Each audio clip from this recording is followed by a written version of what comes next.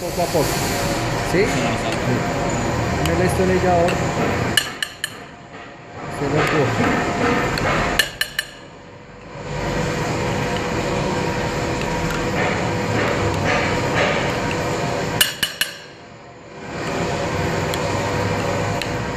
¿Sí?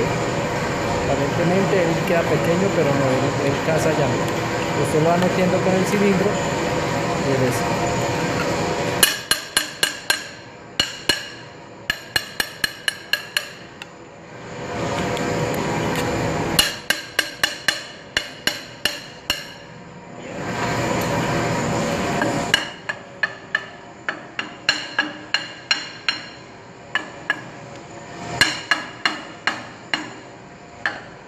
Ya cazó.